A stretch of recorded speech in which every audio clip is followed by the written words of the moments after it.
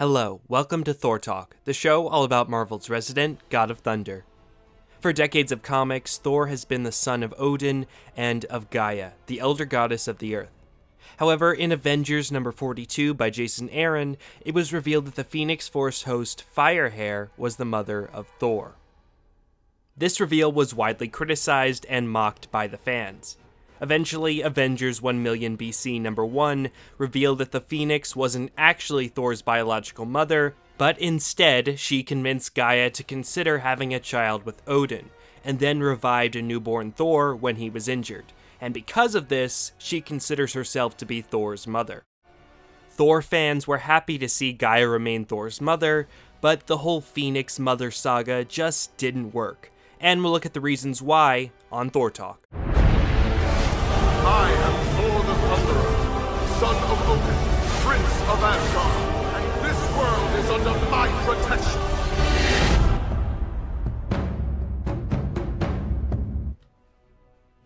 The Phoenix being Thor's mother didn't work for a couple of reasons. The first is that it doesn't really add anything to the overall story. Thor being part Phoenix doesn't create a problem that the heroes need to solve. It also doesn't provide a solution to a problem that doesn't feel painfully forced, since Thor only uses his Phoenix powers twice, and in both cases it comes from someone literally just saying that this situation requires Phoenix fire. As a new origin story for a character like Thor, it also doesn't do enough to justify its existence. It's great that both of his parents stay the same, but adding the Phoenix as a third metaphorical parent doesn't feel at all necessary. It feels like this story exists for two main reasons. One is to be a blatant and lazy attempt to sell more comics. I mean, technically, every comic story is made to sell more comics.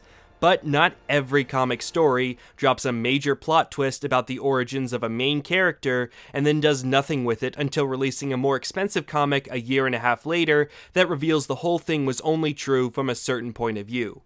It's not even entirely true from a certain point of view either, because it relies on straight up lying to the audience. In the issue after the initial reveal, the Phoenix openly states that Gaia being his birth mother was a lie. This statement is blatantly untrue and doesn't at all line up with the story that we've been shown. The second reason why this story exists seems to be to continue to attack Odin and the gods. This new origin reveals that Odin tried to force the Phoenix into marrying him, but she rejected him and left Earth. But she knew that Odin couldn't be trusted to protect the Earth, so she finds the one goddess who loves humans and convinces her to give Odin a chance so that they can genetically engineer a protector of the Earth. Odin is drunk and useless while his son is being born, leaving Firehair as the one to save him. Odin is just the worst here, and the story does its best to remove him from Thor's origin. It feels very similar to Aaron's new origin for Mjolnir, which again negatively portrays Odin and tries to remove him as much as possible from creating Mjolnir, because Odin can't be responsible for creating something as noble as the Worthiness enchantment. A god as noble as Thor must have as little to do with Odin as possible, and can only exist if a human like Firehair is his mother. Again, this all feels very in line with Aaron's previous work on Thor, which is very humanistic and misotheistic. But surely after all these years, he said all that he needs to say on that. It feels like he struck gold with the God Butcher saga, but has been beating this dead horse since then. No matter how well this arc was executed, it wouldn't be enough to escape the fact that this twist is just dumb. Thor's already had a secret mom twist, and now you're adding another one? On top of that, the Phoenix is just metaphorically Thor's mother? Gaia not explaining this whole thing away in 10 seconds rests on her randomly disappearing, and her convenient disappearance is also never explained. It doesn't fit with the timeline unless this is from a previous Ragnarok cycle. This isn't even an original idea, as believe it or not, this is actually the second story where Odin has a child with a goddess, and the specific nature of the child's birth involves an ancient fire deity being the third parent. Thor's baby sister Lausa accidentally fused with Surtur's essence when she was conceived, making Surtur her third parent. However, there is a big difference between Surtur and the Phoenix appearing in a Thor story. Surtur has a long history as a Thor villain, and has a reputation with the Thor characters. When Thor hears that his sister is part Surtur, that has clear negative implications that we don't need the author to invent seconds before the reveal. Tying the Phoenix into something as essential as Thor's birth just doesn't feel right. The Phoenix has basically nothing to do with Thor.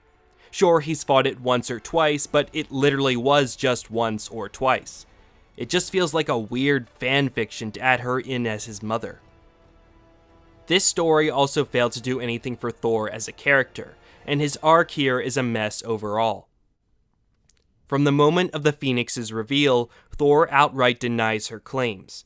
The Phoenix begs Thor to accept her, but Thor angrily rejects her.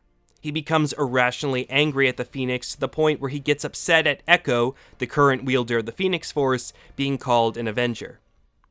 However, at this point, Thor doesn't really have much of a reason to be afraid of being part Phoenix. Again, the Phoenix has no real positive or negative meaning for Thor. There is an inner monologue from Thor that says he's always despised the Phoenix, but this only appears just before the reveal, and he only dislikes the Phoenix because he's uneasy of their connection. In Avengers number 51, Thor is given an actual reason to be afraid of his connection to the Phoenix when he's faced with another version of himself that's been corrupted by the Dark Phoenix. During the heat of battle, he ends up summoning Phoenix Fire to kill the Dark Thor. But the Dark Phoenix laughs, saying they have no idea what they've unleashed, as that is how she corrupted a Thor in the first place. After the Dark Phoenix's ominous warning, Thor becomes worried about the fire burning inside him, but Echo tells him that he is who he's always been. While this moment does cause Thor to warm up to Echo, he's still unwilling to talk about the Phoenix with Jane a few issues later. Then there's really no follow-up on this until the series finale, when 3 Phoenixes are holding back a multiverse-destroying wave, and Thor summons the fire within to help drive it back. Then he's shown with Gaia at the end, and she presumably tells him what actually happened off-panel. So Thor is afraid to accept that he may be connected to the Phoenix when he has no real reason to. But when he's confronted with an actual reason to be worried and threatened by the Dark Phoenix, he just gets over it off-panel. It's a potentially interesting character arc for Thor, but the arc progresses in such a messy way and then ends abruptly right when it looks like it's going somewhere. And in the end, what did all this accomplish? How will Thor as a character be different from who he was before? Compare that to Thor's first Secret Mother story. Thor finding out that Gaia was his mother had a profound effect on him because he was finally able to understand why he had such a passion for the Earth. Thor's fellow Asgardians not sharing his love for Earth was a long-standing issue for Thor.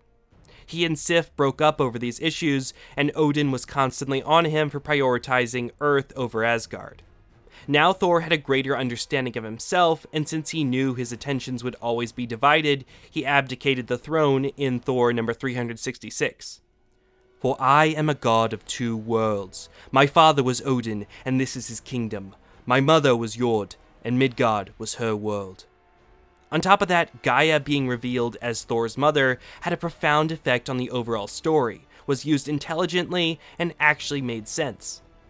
Gaia, or Jord, being Thor's mother, made sense since she's his mother in Norse mythology and is a goddess.